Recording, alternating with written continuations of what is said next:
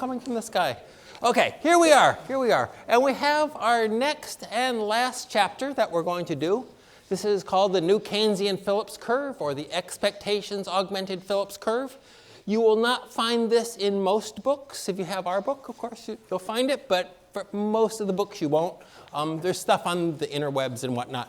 But this should be, I hope, fairly self-contained in lecture. So if you're following along a lecture, you're following along in the slides, I'm hoping that it won't be a problem that if you don't have that in your particular book. But you will let me know. Do let me know. If you end up having trouble because of lack of book here, let me know so I can let people in the future know. But I think it'll be fine. I honestly do. Yeah, we'll see.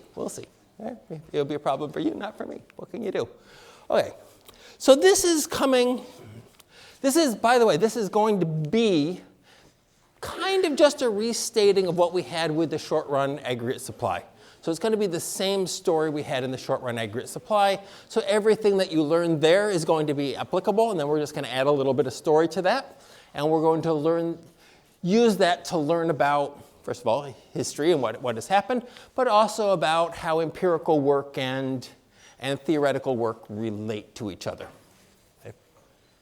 All right. So this all comes from the empirical guys, and in particular comes from Mr. Phillips. Mr. Phillips, way back in the day, he went and analyzed inflation and unemployment. And in particular, he was looking at wage inflation, so how much wages, what percentage change in wages. I think in his original one it was UK, percentage change of wages over like 100 years, and comparing that to unemployment. So he used a century of data, and he found a strong negative relationship between inflation and unemployment. That is, whenever inflation was high, unemployment was low. And whenever unemployment was low, whenever inflation was low, unemployment was high. Okay? And he did this, and everyone went, whoa, what the heck is this? And so everybody and their brothers started doing this. They did it for different countries, they did it for different time periods, they did it for different definitions of inflation, different definitions of unemployment, and it held up every single time. Where you took it in the world or what century you were looking at, you always got this same relationship. When inflation is high, unemployment is low. When inflation is low, unemployment is high. And in terms of empirical relationships in economics, because we're dealing with humans and the real world is really messy, and whatever we're going to do, whatever data we're going to look at is going to be, you've seen data, right? Yeah, that GDP is a little bit suspicious when you get to know it. All the data is a little bit suspicious when you get to know it.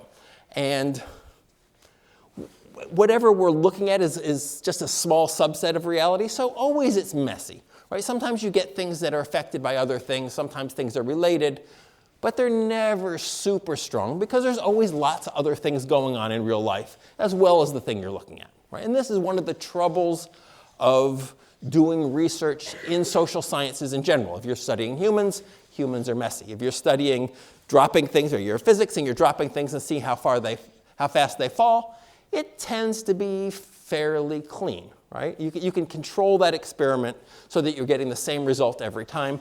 It's not so when dealing with human beings. Just as an aside, because it's a good story, it's totally unrelated to anything. But apparently, if you go and do a degree in physics in MIT, they start you off and they say, well, we're going to have you drop balls, and you're going to measure how far they go. And everybody that's in MIT obviously had physics in high school, so they know how this is supposed to work out. So they drop their balls and they turn in their reports, and everyone gets an F, with very, very few exceptions. And the reason is because they know what the answer is, and so they work it out so it comes out that way. But it turns out they do this experiment with metal balls right below the high energy magnet lab, which is right above them. And so things aren't falling at the speed that they're supposed to fall because they're being pulled up by magnets, right? And so you're supposed to look at what you actually get rather than what you think you're supposed to get, right? And hence all the Fs. But that's weird, right? That's weird in physics. To get that, they had to set that up. They had to get the lecture theater, the lab that was right below the high energy physics lab and all of that to make that work. Normally, you can control your experiment, you can repeat it. Not that way with social sciences, because humans are messy, right? And also not that way with biology. Like if you're looking at animals are messy too, right?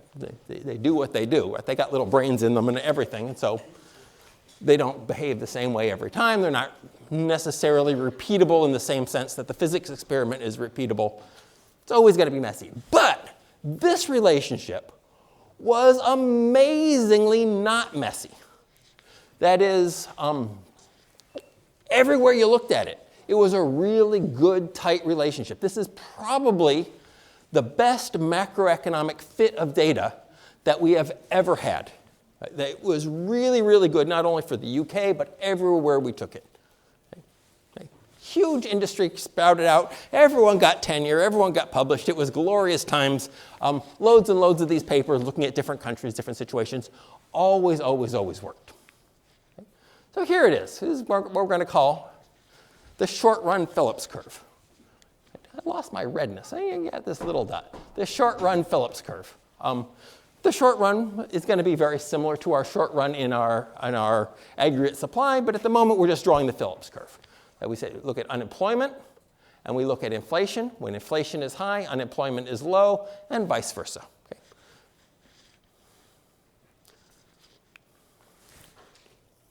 But this was not super useful in any way, right? Because the vast majority of the countries were on the gold standard, right? And when you're on the gold standard, you have to have gold in the vault for any money that's out there. And so the money that's out there is directly related to the gold that you have in the vault. If you want to print more pounds, you need to have more gold in the vault, right? And if you want to, you can't really print less pounds because you have the gold in the vault. And so you had very little control over the money supply. So we could watch this. For all the countries, you could watch this happening, but there wasn't really anything useful about it, right? It was a relationship that was out there, like super exciting for all us nerds, but not super useful. Okay. But after 1972, remember, all the major currencies lost their connection to gold. Before 1972, we had that complicated Bretton Woods thing going on where everyone pegged their currency to the dollar, and the dollar had gold reserves. But it was still connected to the amount of gold in Fort Knox, right? But after 1972, U.S. leaves the gold standard, and everybody's off the gold standard. And so now countries can, if they want, pick their inflation rate. Right? They can print more money, and that's going to result in inflation. Okay. Okay. So now it is possible to maybe exploit this Phillips curve. And you say, well, we have this graph. We have this graph that has inflation and has unemployment. We don't like either one of them, right? We don't particularly like inflation. We don't particularly like unemployment, but we can trade one of them against the other. We could maybe increase the money supply. Maybe that's going to increase inflation. And that, if this Phillips curve is right, is going to lower unemployment. And maybe that's worth doing. We should think about that, right? Because we have this great empirical relationship. Let's try to exploit this thing. Okay. So what actually happened? This actually happened. I've connected up the years kind of here. Here's inflation, here's unemployment. I can't remember which country this is for, but they all kind of look messy in this way. That is, we sort of go over here, and then we kind of wander up, and we go over here, and we go over here. This strong relationship disappeared after 1972. It was always there for all the countries, for all the times. Hundreds of years of this stuff going on. They went back to the 1500s. It's always been working. And then all of a sudden, after 1972, the whole thing disappears. So what the heck? What the heck? Right, well, we needed it. It's gone. Okay. Now, we can tell stories about shifting short-run aggregate supply. Like, if you look at this thing, there's these times where it kind of looks like there's a relationship, and this time where there's kind of looks like a relationship. And so we could tell stories that maybe there's a Phillips curvy thing that's shifting around, but we would want to know, like, why is it shifting? And also, like, can we really count on that? Like, if you think, okay, there's a Phillips curve, it's fine, and then all of a sudden it jumps up here, well, why? What? Like, that's not useful anymore unless you know why that's happening, right? Okay. So what's going on here? And this is our main point, of course. Why did this empirical regularity that was so strong, like by far the strongest we've ever seen, why did it all of a sudden disappear?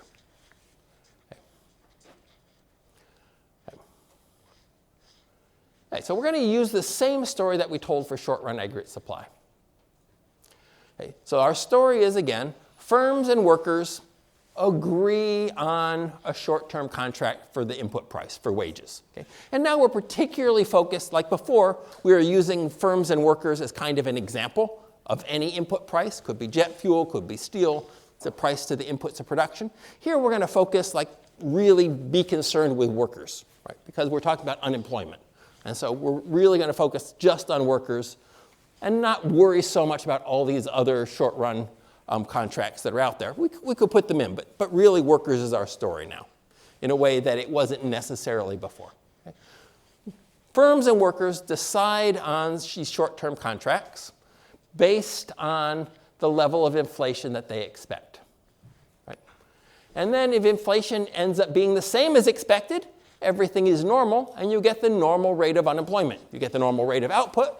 Everything is normal, so you also get the normal rate of unemployment. Right? Now, the normal rate of unemployment is called the natural rate of unemployment. This, again, is bad naming. That's on us. It's just like potential output is just a bad name for this thing. It just means the normal level of unemployment. If everything's going normally, people are getting what they predict, there's going to be some unemployment. There's going to be some unemployment because people are getting fired from their jobs. There's going to be some unemployment because young people are coming on the job market. It's going to take them a while to find jobs. There's going to be some unemployment because people move and they have to find new jobs, et cetera, right? Some people are getting fired for embezzling. All kinds of reasons why people might be unemployed for a while. Some of it might just be that the economy is set up in such a way that when everything is normal, there's unemployment that's just screwing people over who did nothing, right? That could happen. But whatever it is, like structural unemployment, whatever it is, there's some normal level of unemployment. So if we're getting the inflation we expected, everything is normal. Just like before, we get the normal level of output, but we also get the normal level of unemployment. Okay? So you can get your natural rate of unemployment. If, on the other hand, inflation ends up higher than expected, then we've had 5%, let's say we expected 5% inflation. Then we had 5% increases in wages, but the price of my product goes up by 10%. That means I don't have to sell as much product to pay for my workers as I expected to. That means I'm finding workers cheap, and I try to have more of them. Exactly the same story we had before, right? And so if somebody is just embezzling a little bit, I let them slide. I make them work extra hours. I hire another guy, and unemployment goes down. Likewise, if inflation ends up being lower than expected, then we gave everyone a 5% wage increase, but there was no inflation at all. And so we expected the price of our product to go up by 5%, but it didn't. And so now workers are relatively expensive. We try to get rid of them if we can. We try to cut back their hours. If somebody retires, we don't replace them, etc. And unemployment goes up. Okay? This is our basic story. Exactly the same story we had before, but now we're focusing on unemployment rather than output. But it's exactly the same. Okay? People with me here? Yeah, it could be. Could be. No one can tell. No one can tell. Fine. And so here we had that story with the short-run aggregate supply. This was output, and this was inflation. And we said if we get the inflation we expected, we get the normal level of output. Now if we get the inflation we expected, we get the normal level of unemployment, U star, the natural rate of unemployment. If inflation ends up being higher than expected, firms find workers cheap, they hire more of them, therefore output goes up, but as they hire more of them, unemployment goes down. Okay? If inflation is less than expected, firms find workers expensive, so they hire fewer of them, unemployment goes up, and correspondingly we get less output. It's exactly the same story, we're just graphing it differently, bringing out the unemployment aspect rather than the output aspect. Right? And so if this is true, if this is the way it is, remember when we had different expected inflation, the short-run aggregate supply shifted up if we had higher expected inflation, right? Because we have higher expected inflation, when it becomes time to renegotiate their contracts, everyone builds in higher wage increases. Okay? And so the whole curve shifts up. Likewise, the whole short-run Phillips curve is going to shift up with higher expected inflation. And so if we expect 5% inflation, this is the short-run Phillips curve we get. If we get what we expected, we get the natural rate of unemployment, the normal level of unemployment. If we expect 10% inflation, then we build in 10% wage increases when we renegotiate our wages. And if we happen to get that 10% inflation, we're going to get the normal level of output. If we expect 15% inflation, we're going to have 15% wage increases built into our contracts. And then if we actually end up getting 15% inflation, everything is normal, we're getting what we expected, we're going to get the normal level of output, the natural rate of output. Natural rate of unemployment, sorry. And so this curve is going to shift up and down when we renegotiate our wages. Okay? It's not going to happen instantly because we're on these short-term contracts. But when it becomes time to renegotiate the wages, maybe after a year, whatever it is, maybe it's implicit contract, maybe it's an explicit contract. But either way, when it's time to renegotiate, we're going to build in the inflation expectations into our wage increases. Okay? And that's going to shift the short-run Phillips curve up and down. So that's our story. This is going to be the fundamental building block of our story. The next thing we need is that the central bank has control, at least in the long run, over inflation. Okay? And for that, we are going to look at what's called the quantity theory of money. And this I bring in mostly because it's a major thing in monetary theory.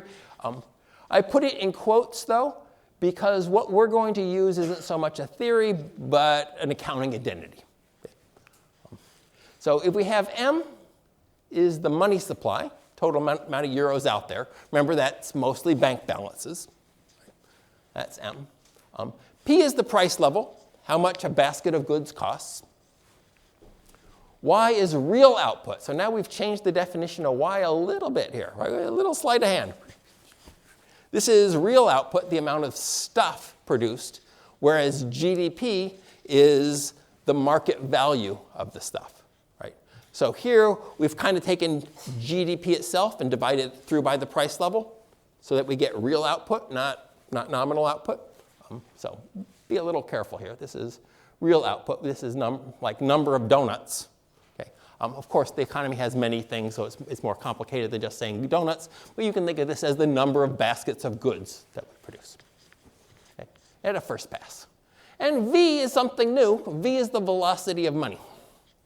So what is the velocity of money? Velocity of money is how many times in a year 1 euro changes hands. Okay? So we can imagine a world where there's just 1 euro. And we are the world. We are the children as well. But mostly we are the world here. And so there's 1 euro, and we have this little economy in our classroom. And I got the euro, because obviously. And I buy something from one of you, right? And I buy something from one of you. I buy the thing. You take the euro. And then you want the euro. Why? To spend it. And so you're going to spend it eventually from somebody else. You're going to buy something from them. Right? And they're going to buy something from someone else. So we can track this 1 euro and see how many times it changes hands during the year. Okay? It might be very few times. It might be a lot of times. And we look at the average number of times that a euro in the economy changes hands. Okay? And that gives us this accounting identity. Right? How do we calculate this in real life? Well, we say how many transactions took place? Well, Y amount of stuff happened. P times Y is the total market value of all the transactions that happened. Right? This is the amount of euros that got spent.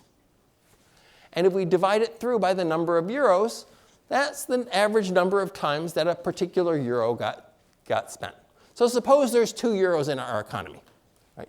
And we look around, and during the year, 100 euros worth of stuff got bought. Okay? Well, it's only those 2 euros out there. So on average, 1 euro must have got spent 50 times in order to do all those transactions. And that's just what we're doing here. We're saying, how many times was the average euro spent in order to make all those purchases, right? All these purchases happened. We don't have that many euros in the economy. We only have 2, so they must have changed hands a lot of times. So this is an accounting identity. This is the definition of velocity. How many times a euro changes hands, average euro changes hands in the year. Okay? And we can rewrite that just by multiplying by m and say money times velocity, that's the number of times any euro got spent, right? Here's how many euros there are. The average euro got spent, say, 5 times in a year, and so that's the total amount of spending, and here's the amount of stuff that people bought, the amount of euros worth of stuff that people bought. This has to be true. This, again, I'm just multiplying by m here. Okay? Okay. This is what velocity is. Right? It's number of times that a euro gets spent in a year on average. Okay? And again, we're taking into account all the bank balances, all that stuff. So once we have that, we have what's called the quantity theory of money. And this is just this equation, but the theory part comes in when people say, well, on average, V and Y are stable in the long run. That is, the velocity of money has mostly to do with how we structure our economy, how payments are made, how you go about paying for something and how easy it is to pay for something, and so on and so forth. And Y in the long run is probably around the natural, the potential output, the normal level of output. And so if these things are relatively stable in the long run, then if V is stable and P is stable, then any change in M is going to just reflect in prices, because V and Y are the same. They're constants in this extreme version of the quantity theory. If they don't change at all, then anytime we change the money supply, that has to change the price level. Right? So if that's literally true, nobody actually thinks it's literally true, but if it was literally true, then if we doubled the amount of money in the economy, we're going to have double the amount of prices. And this is kind of in the background a lot of the examples I've been giving you as we go along. Suppose there's only so much stuff in the economy and we double the money supply, it's going to double prices. Right? This is what this is saying. And a lot of people think that velocity and Y are pretty stable in the long run. And so in the long run, any changes in M are just going to be reflected in prices. Not necessarily in the short run. People differ on how short the short run is and how much Y actually changes and how much velocity actually changes. But you get the idea. That is, if we keep printing money, eventually Y can't go up forever. Right? So if we keep printing money, as long as velocity doesn't change too much, our printing of money is going to translate into prices. Okay? And nobody, but basically nobody disagrees with that. Right? There's always one, right? I'm sure you can find one on the interwebs. But by and large, this is uncontroversial. The controversy comes into how long is the long run, and are there important distinctions in the short run? If we're being really realistic here, we would think that, well, if inflation is high, people are going to try to not just hold their wealth in the bank, and they're going to try to spend it really quickly. And so velocity will depend on inflation as well, because if your wealth is if you have liquid assets, money, and we have high inflation, it's being eroded. Like the real spending power of that is being eroded. And so you try to get it out of your hands quickly. You don't hold so much in liquid assets. You try to, you're always spending stuff rather than just holding it for a rainy day. Right? You put it into something else. And so velocity probably depends on inflation as well. So it probably depends on the money supply in some way. But it is true. I don't think this is controversial. You never know. That if we keep increasing the money supply, eventually it's going to end up in prices. Right? We're not going to have velocity go to zero because it's just the practical nature of spending stuff in our economy.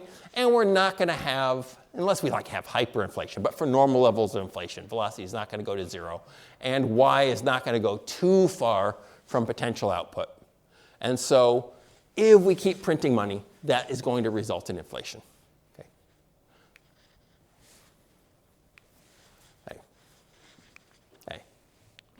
Okay, so what is that? What is that about? First of all, it's important that you know about velocity because that's a thing.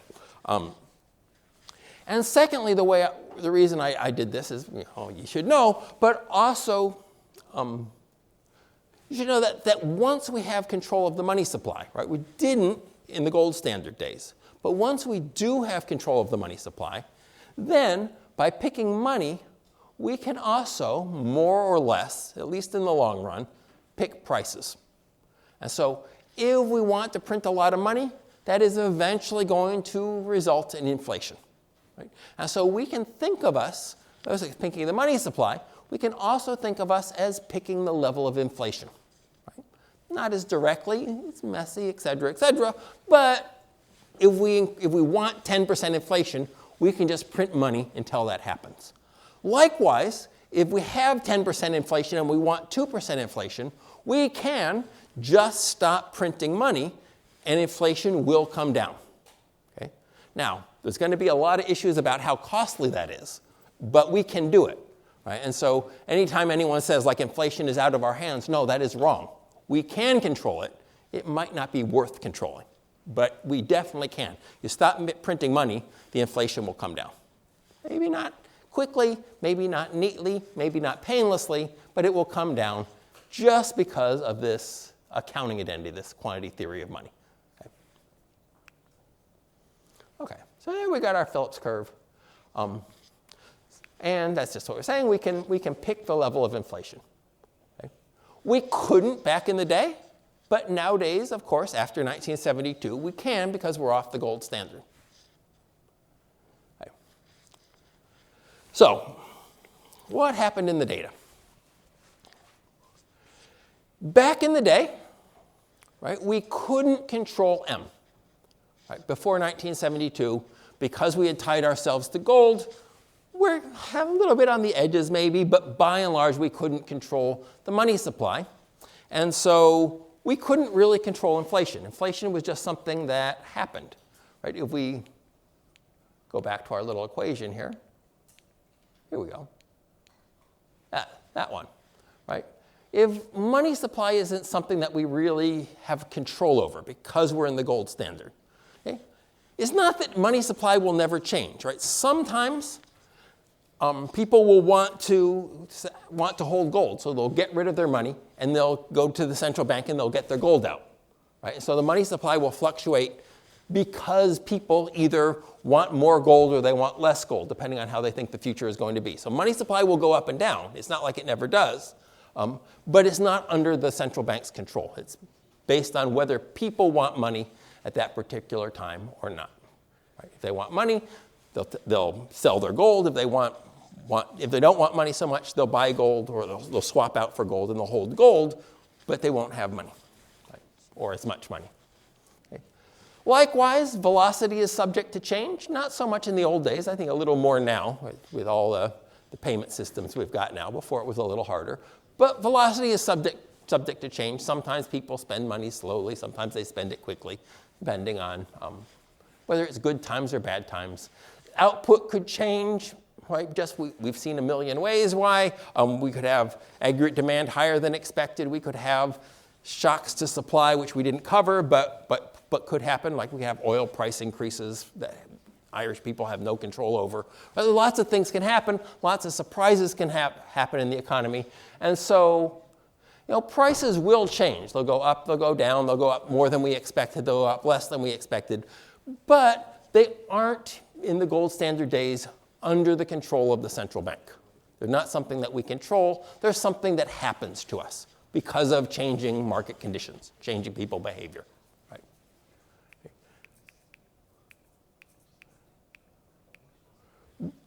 But, so given that, how do people form their expectations, right? Because this whole short-run Phillips curve is based on expectations. Well, they'll say, is this thing following me? No, it is not.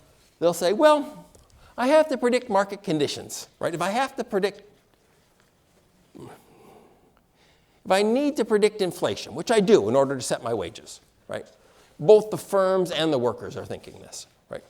What do I have to predict? I have to predict what velocity is going to be. I have to predict what are market conditions going to look like. Will people be holding a lot of gold or a little gold? I'll have to predict a lot of things about the economy in order to make a good prediction about inflation. And of course, sometimes I'm going to be wrong, right? Because that's life, right? But all the things I'm predicting are things about the economy itself, about individual consumers, about firms, market conditions, what are foreigners doing, all stuff about the economy. I don't have to try to predict what the government is doing. Well, actually, the government in terms of government spending, I have to predict that. But I don't have to predict what the central bank is doing. I don't have to try to predict money supply, right? Because money supply in the gold standard isn't something that is really under the control of the central bank. You're just stuck with the money supply you got, by and large. A little bit around the edges, but by and large, you're stuck with the money supply you got. Right? So I'm not trying to predict monetary policy. Monetary policy is locked into this gold standard. Okay? And of course, sometimes I'm going to be right and sometimes I'm going to be wrong, but no one is trying to exploit this relationship. Okay? However, once we leave the gold standard, then all of a sudden we have the central bank able to pick inflation. Indirectly, messily, but it can pick inflation. If it wants high inflation, it can print a lot of money, and eventually we'll get high inflation. If it wants low inflation, it can not print money or even reduce the money supply, and eventually inflation will come down. Maybe quick, maybe slow, we'll talk about that. But eventually it will have to. Right? And so now, when I'm a person like minding my own business and trying to renegotiate my wages, or I'm a firm trying to renegotiate the wages, I still have to predict all that stuff about the economy that I did before. But now I also have to try to predict what the monetary authorities are going to do. Are they going to try to increase inflation? Or are they going to try to decrease inflation? So I have more that I have to predict than I did before. Okay. And we have this central bank. And this central bank is saying, well, I have this newfound power. Oh, baby. And what can I do with this power? Well, everybody knew about this Phillips curve. Right? This was a thing that came out in 1958. It was not until 1972 that we left the gold standard. And it was like a big thing in economics. So anyone who had any economics training at all would know about this. This is like a really, really well-known thing. And you say, well, normal workers don't think like that. Yeah, but union bosses do, right?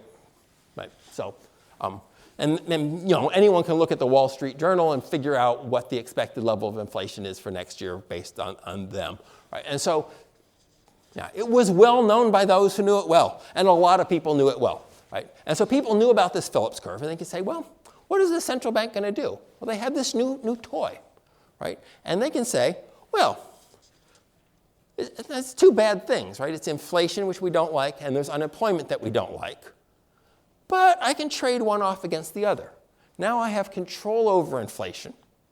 And so if I want, it's up to me, but if I want, I can increase inflation, and that's going to bring down unemployment. And if I want, I can lower inflation, and that's going to increase unemployment. So I no longer just have to be sort of stuck around the natural rate of unemployment. I can now exploit this empirical relationship, make use of it to make the world a better place. And let's assume, this is a bit ridiculous, but let's assume that central bankers are good people and they want the best for the world. I think it's broadly true, actually. Some of them are a bit misguided, but I think they broadly do want the best for the world. Well,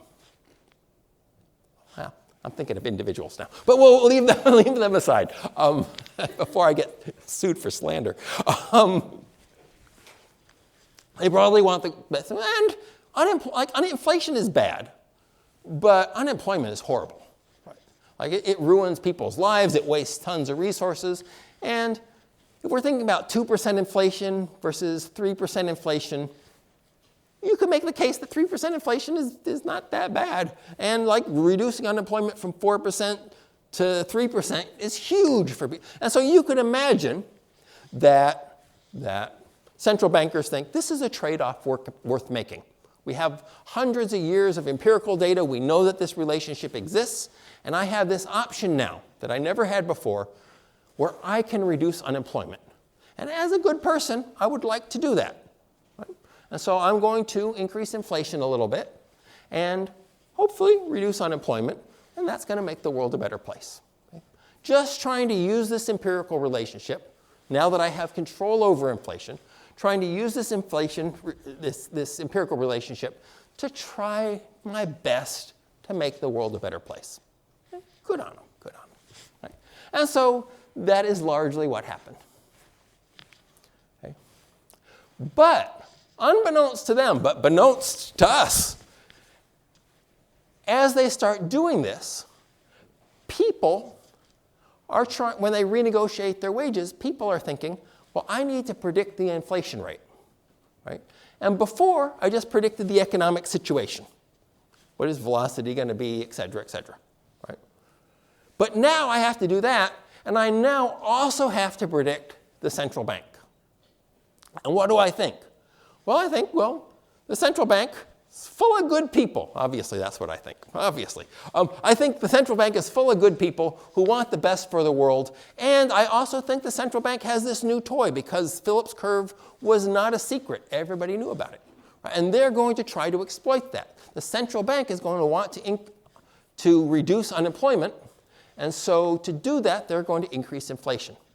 And so now, as a worker or a firm who's doing hiring, I'm thinking, what inflation rate are we going to have? Well, before maybe I thought it was 3% inflation, right? Maybe it was going to be higher, maybe it was going to be lower.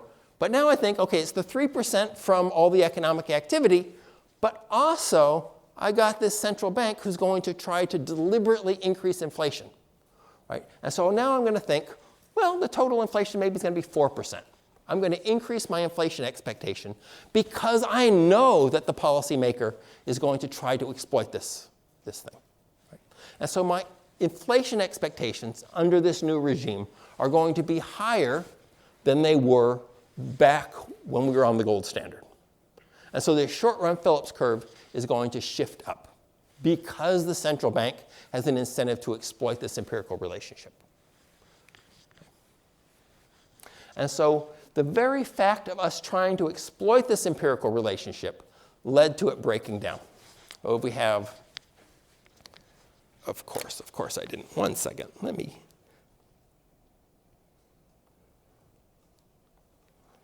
get the tools of my trade. That's a tool of my trade right there.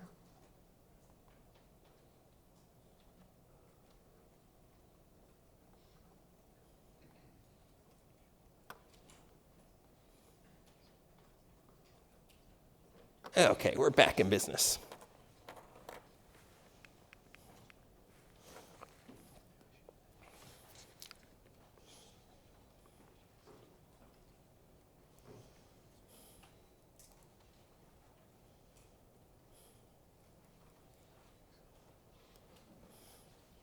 So before,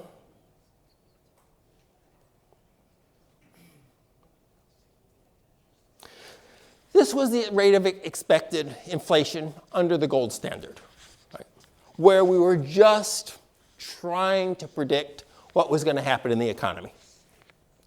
And so if we got that level of inflation, we would get the normal level of unemployment. And so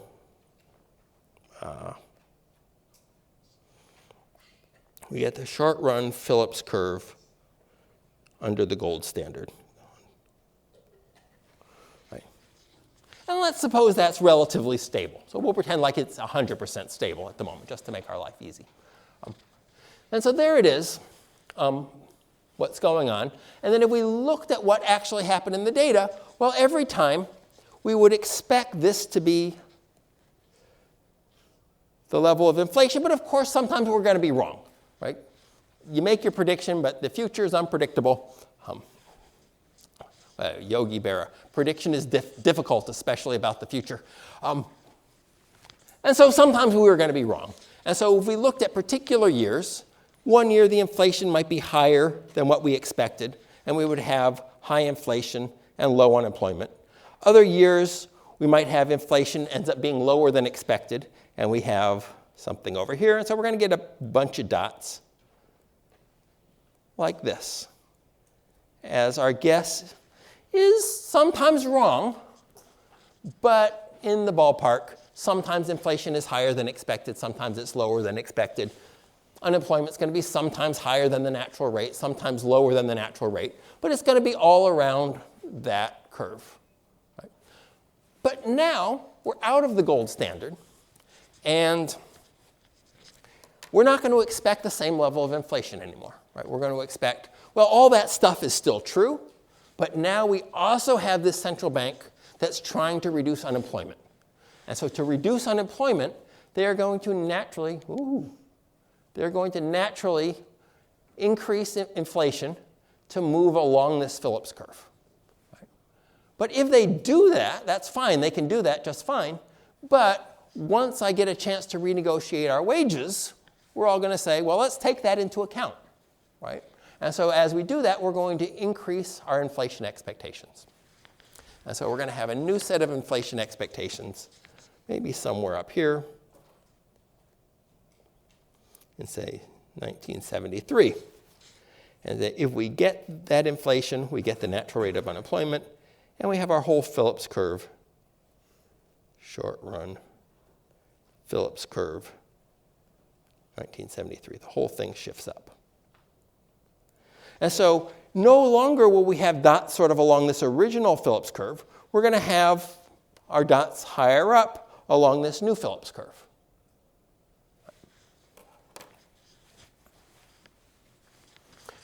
And so the very fact that we tried to make use of this relationship, we have this empirical relationship, which was beautiful but useless in the gold standard. Now, it's useful, we can exploit it, we can use it to try to lower unemployment, but it disappears as soon as we try to use it. Lovely, lovely. Aren't you glad that you know economics? Now you know that everything is useless, and why would you even try? This is kind of the thing here. Which brings us, how are we doing? Yes, brings us to the Lucas critique. And sort of Lucas critique is sort of a discussion of how we should think about empirical relationships along, and how we should think about theory. And it was originally by Robert E. Lucas Jr., Nobel Prize winner. He wasn't a Nobel Prize winner then, but he was a famous guy then. How famous? Very, very, very clever. Like we all knew. Like it was obvious that Lucas was going to get the Nobel Prize. It was just a matter of when. It wasn't a matter of if. He's giant in post-war macroeconomics. But here's his critique. We have time for his critique? We probably do not. Let me not rush it. We'll do the Lucas critique next time. See you on Thursday. Good luck with your end of days weeks.